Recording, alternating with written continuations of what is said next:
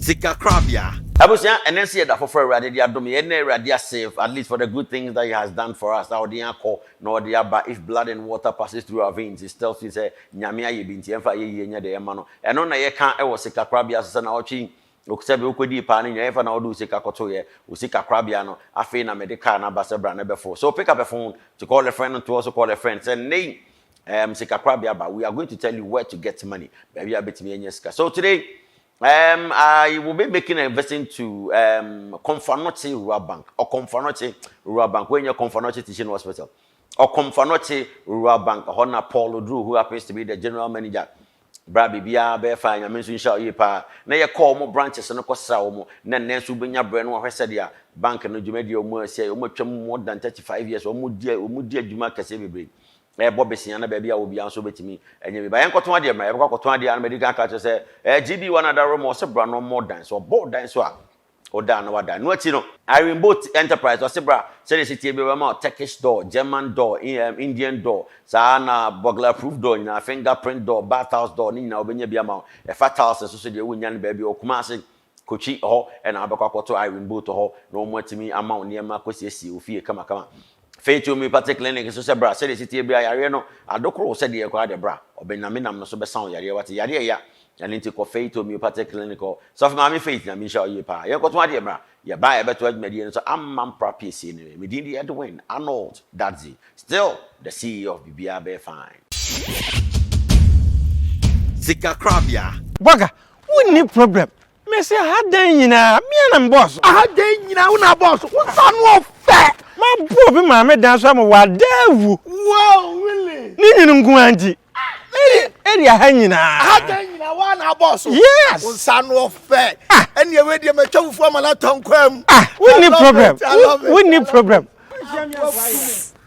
o say ona board yeso me see me ni area ha nyina wo ya zan ka be twene di won se wo board dan wa ha nyina so wait wo tom ni so say adwuma pa I want that. Boga, most of my young woman is necessary. Yes, the Biomachmodi. Me see me dying. GB1 for the boss, mammy. GB1. A company, Papa Pow, what I saw. Mr. GB1. Sans or Mutu, or more IBR, or more aloe zinc. You almost had about to inquire emboss. Emboss, chop boss, and also need the emboss. Yes, say I grow on the form. Feeling gadoti for a new crochet. Me patch up my uncle Fubia, but me dance for mammy. The down and so and you said they can take on you. And no cry there, over to stand a problem. Sister. Kafredonche GB1 for re-roof you almost taste spani your boss on fire almost person nyina no masai for at affordable price into omutimi ma color blocking se bia chance na dan color bia pa bia GB1 for form chameleons because color bia opa obo be na suo dan so me patcho location wo fine hey ofin so akom obo kom san bosi wo bam that's why ma le be shia wa wa gani ya so money so nya serate wo go konya se GB1 Amarinfi. Obehu GB1 Industries wa koma e ben custom barrier wo fin so kwan so. You can face homeopathic clinic here. You share your crown chronic diseases. And some are what by your home. You do share fidiem. Na fidiem no explaining the pediano. No access how when they want the pedianum. Your chest will be a 1 year stroke arthritis problem. Who the pebi won't go to German how. And also who the pebi was sciatic problem. So pebi born in a bee when your name yare. Ama wo be ma no ho kra nya akono wo hu nipa bi ewo eni wo haw ya klacho se wo de ne agrokoma se wo hu nipa bi aware ache awo ne ma na wo sign faith homeopathic fo wo de a na minim baby kra wo be ko bi be se ya fidie ni mu bi na afidie no ehu haw na abani padie ni na enche enupa ye mfama kumase ahnema kokobe akra ye wo so wutom Ebenezer Junction Western Region Bogoso Boga abonsanim to Gideana mo ebra na faith homeopathic phone rodie eye stronko faith homeopathic clinic.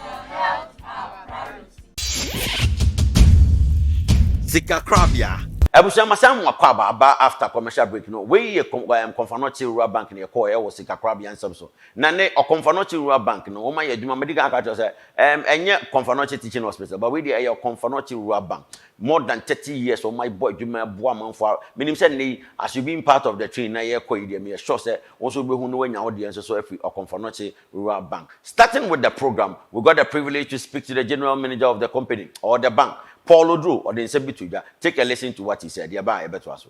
Midin de Paul Kwabena Odro. Mena me general manager. Me wo Okomfo Anokye Rural Bank. Bangi eti ewo wiamoase. Ye wo enkrabata mako enkron. Ewo Ashanti region aha enyina. Yete bangi 1983. Yaya ejuma emfie pare 38 years. 38 years mechire emfie aduasa enwotwe. Na je se ye bae ache yi. Na enne de menemo ebekọ yem branches ni nyina. Na ye ne ye ndwadifo ene ye managers no adi enkuta ho.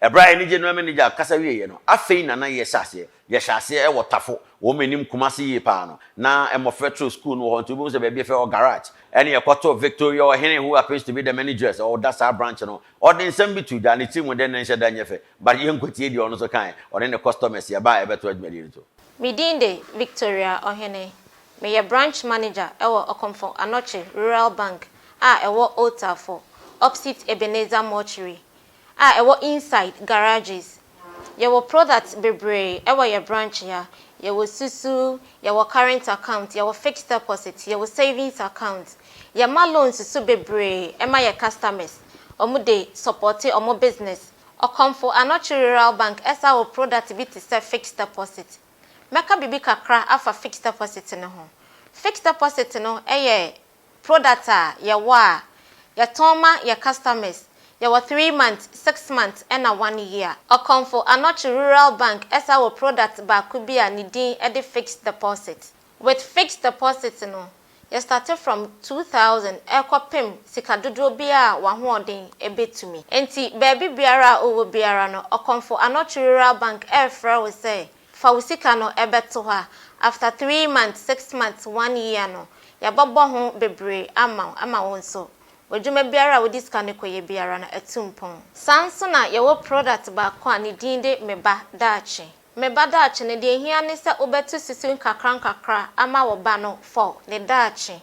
Adansi enti moma yenko ya customers so na munkotie mfaso a omo anya free Okomfo Anokye Rural Bank. Ye frame me teacher Gosen. Edi nipa nyina frame me Gosan no usu frempon. Empabo adwuma na me ye metonfo su mpaboa o Molo Market.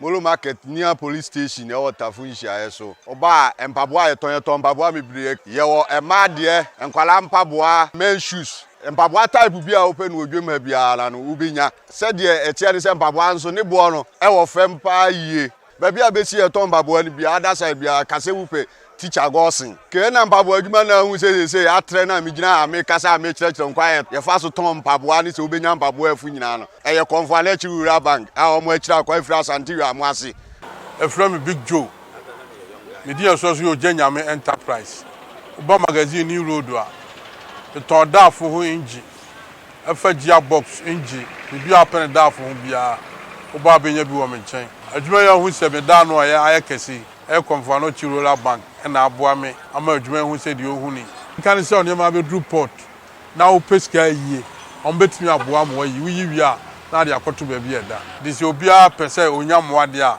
Okomfo Anokye Rural Bank Okomfo Anokye Rural Bank de on wa akoto kra o do ho bo mo a o sika enka soro na mada branch manager se so de me call Master Joe na o pedaf engine pa obenya bi o New Road magazine ho obekọ bo Master Joe obia nim no obeba ma daf engine kama na what Master Joe so won say the SCA adwuma ne saa na what the line na so saa che de sitie afei ye free tafo ho no eno so anso ho ene ekoko pie mu e wo pankro no ye call pankro no so no ye kokoto the branch manager ho no so ne customers ne ye call ene ekoto doctor kese pa ba ko a erade nam no so samanfo yade pa no wasi hospital kama na o bank no na abo no yenko pankoro ni yenkotie ye ba ye beto adwumadi so ye frame Samuel Yaw Esel me na me ye branch manager ma Okomfo Anokye Rural Bank pankoro branch na pankoro branch ha no oba ha ye wono ma bebra ye ton na de pesa me di kan e kan se ye wo bibia ye frene se funeral loan a efa eye ho na ye nu se asantemamu ha de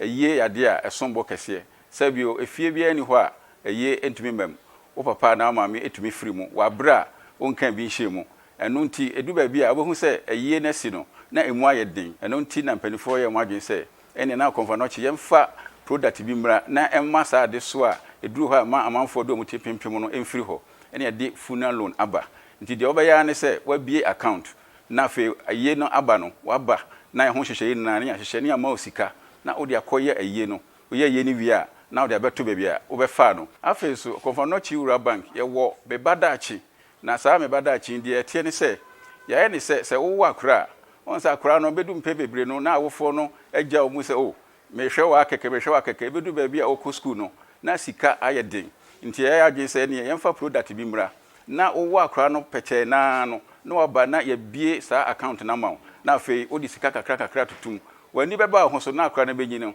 na wanya sika bebre yɛma ne na hɔkwa yɛde nsi ho so ka ho sɛ de bɛyɛ sɛ woba no ɔkɔ senior high ana ɔkɔ university a obɛnya sika na ɔde akɔ ɛno so free hɔ a yɛ product baako a di dwuma aboa adwadifoɔ paa ɛyɛ yɛ fɛre sɛ susu product na saa susu product no yɛde aba ɔmo ama ɔmo a ɔmo yɛ bodwabodwa na wabie stock kakra ɛwɔ ne fie anim na deɛ ayɛ ne sɛ yɛafa nipa bebre a ɔmo kɔ afiefie mu ti sɛ wokwan wakora ɛno no ɛnyɛ ɛhaw yɛde nipa de ba hɔ no abɛgye sika no sɛ yɛ 10 cedis 20 cedis 50 cedis na wode abɛto account mu na deɛ boa pii ne sɛ yɛnyi sika de kɛkɛ yɛsan ma wo loan sɛ ne bɛyɛ wadwuma no bɛtumi de atrɛ mu nti sɛ woto no bɛyɛ 1 month and 2 months a woba na yɛma wo loan na wode loan no awura odwadie mu in fact yɛayɛ bebree ama mmaa ne mmarima ebi mo tumi sisi omu fie ebi mo tumi de abɔbra bebree ama anigye aba ɔman ne mu sɛ ne bɛyɛ dansidi na bɛhu sɛ deɛ mekan ɛnyɛ ntro na metwa no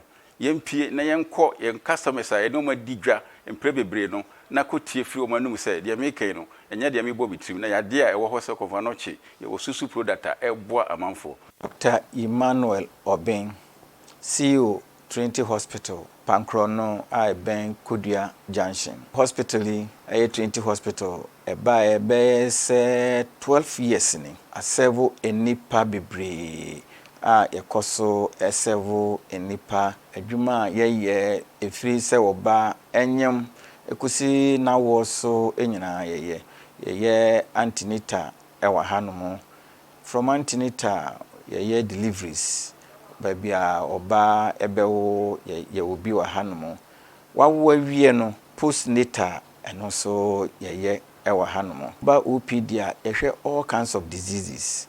Apart from that ye ne Ghana Health Service so twaka bebre ye no ntino omode ye hanom aye TB treatment center ye no so yesan so eye HIV treatment enso ewa ha omo ebeje omo antiretroviral drugs ade ba ko a mekanfo pa ama enipa nyina ene say for the past 12 years ye ba ha fina na Okomfo Anokye Rural Bank enso aba pankro no ha na ye pe community bank e ben yen eno nti ye started no mo ye adwuma. We started as clinic omo boya na de efe kura ne say omo support wa mo education said the be ya ube improve wonema ani bi kura feel say hospital kase kura de adent na wone Rural Bank na adwuma minim de omo aye ede amaye opbi a che say omre omo so omo de amawo no so no om be pe say om be hwe na de kono so ayeyie enti Okomfo Anokye Rural Bank de eye bank ya aboayen na ohwe se ne hospital etie na enti yakamfo am obia say ope bank na na yadwuma especially Rural Bank ya insan obia ho na eko Okomfo Anokye Rural Bank. Within the right wama na madwuma di the 2 cent and as a double cent enterprise.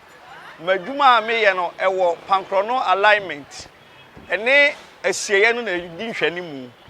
Me ton niam bi ti se plate, galvanized square pipes, round pipes, steel ones. Messiah trusses me board dan so.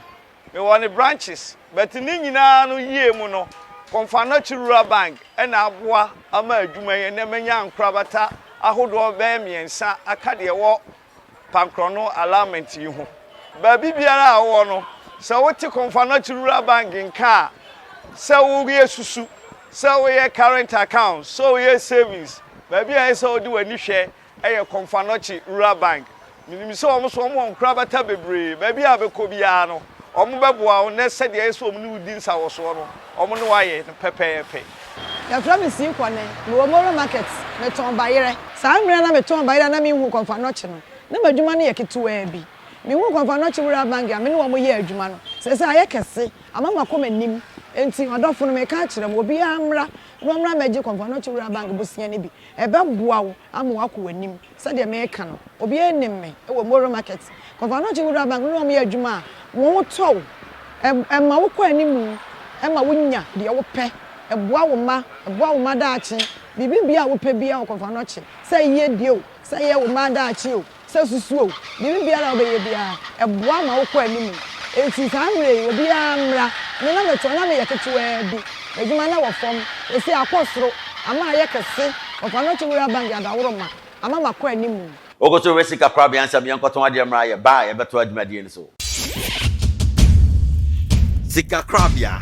Welcome to Alpha and Omega Publications. You are assured of quality services on graphic designs, book publication, and general printing. Our services range from filmmaking of all sizes, textbook publications, including Alpha and Omega series from crèche to JHS. We also undertake services in branding and packaging of books, calendars, book binding, posters and invoices, t-shirt and cloth printing, flyers and all general printing. We are located at Asafo, Labour Runabout. For further enquiries, call 03220 407 93 or 0273 601 207.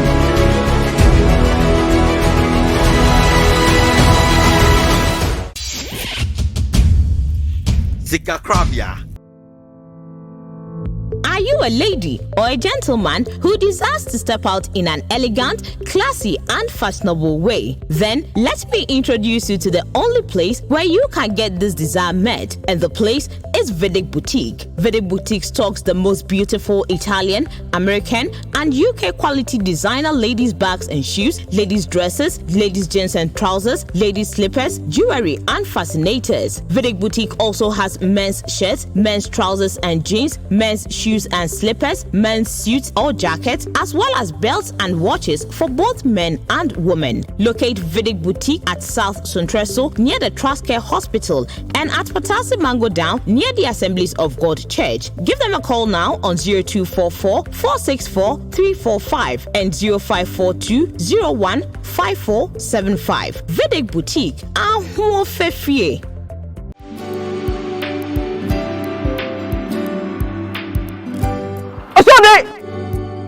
Hey, Rekasa, so de na he, say mercy me fear na wi o. Na me be petai, na makota anu nti na maba remote we. Oh, Canada my pa. Obi a free Canada ba ye nche ye. Ena nti se niam we nyina want to say bi afa ama. Rekasa adepa no ton no ho hwe. Se ne wo abrochi mem.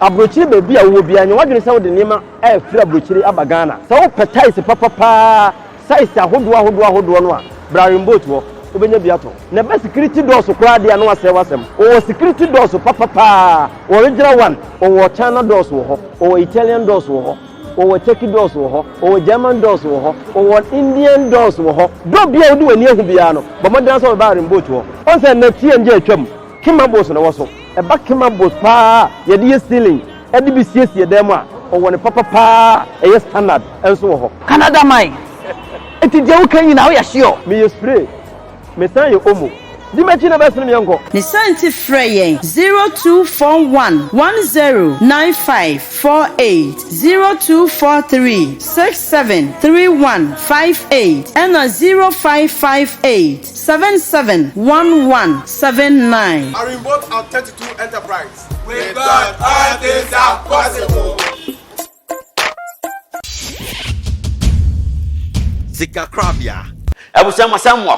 This is still Sika Korabea live here on Adom TV on Multi TV with the CEO himself, Edwin Arnold Dadzie. And as you know, you call Okomfo Anokye Rural Bank, you call Tafo, you call Pankrono. I think ye maso, o menim Kumasi, you know what tell you. Or is almost say, and yes, so Kumasi and Kwana bit no my edmo, or Tamale, or Accra, or Boga, now Peso Jilun, come bit me at the Amobi. And indeed, ye maso biono, and ye coco pie.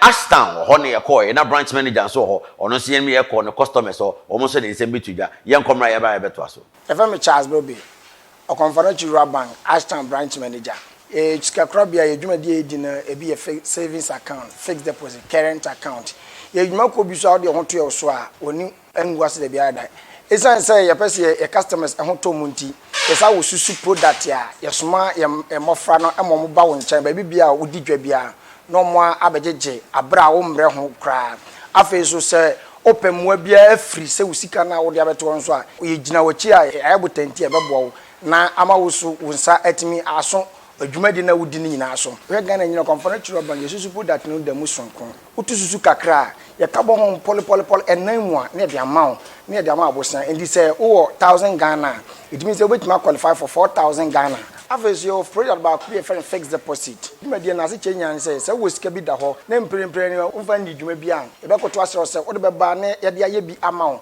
na no so e free 2000 titiska no 20 million econo oba di wa ho de besusu bia ya oboso miensa de ho ya oboso minsia ya mpo afe ho na mo se ebre ne so a na banga no e de nsi ho a eso pa ne de aka ho ne de ama na otimi di akodi dwuma bia obese wodi ebie Okomfo Anokye Bank ye product ba ku bi e fe no me bada achen na no so dwuma die na die nyan se you prepare a obada achen ato ho ene se wa hye abrabo na se oba no ma no miensa dudu bi omye bia obetime bie account in a susu form anase bosom bia obetimi dia beto kitwa bia nso de obetimi bia bosom bia bank no e de kakra ebesi ho kopense akra no obenyini a ono abetimi aso na adwebo na afi kwa befa sasika no de adidwuma ana emfe so esa o product pack ho a current account enso ho ema adwumayefo a omo ye omo adwuma ankasa adwuma esa wo ba ko bo e fe de savings account no e bia ye wadwuma bosom ye katuafo no bosom bia obetimi ame atekakra e de ato ho e de amount for that chinti se de be ya BBC a obonya bibi na wo nsa ato so eno so e product wo ye wo loans product ni bi so e wo ho a eboa adwumayefo bebre ebi eye commercial loans a ye de ma ye adwadifo na omtonton enema no eno no dwumadie edi anya say woni bank ne ebe ye adwuma for bosomi free miensa eko bank ritimi hwe wudwumadie no so na ya pe bosia kakra ne de amount na otum de atere wadwumanim adanse nti mo me yenkotie adwadifo na ye no mu didwa no embo Okomfo Anokye Bank enam so e de abo ma mo adwuma atumpon akodum pempen so o madu me den de Samuel Kwameno me popular name Mr. Meno me to mo keo Dr. Mensa adwuma me ya ne emu ton me ton de asichire me ton emu ene anwa obi a oye ready opese ofasa ane me ne biton obi obetimi aba be to bi wo me nchen adwuma me ye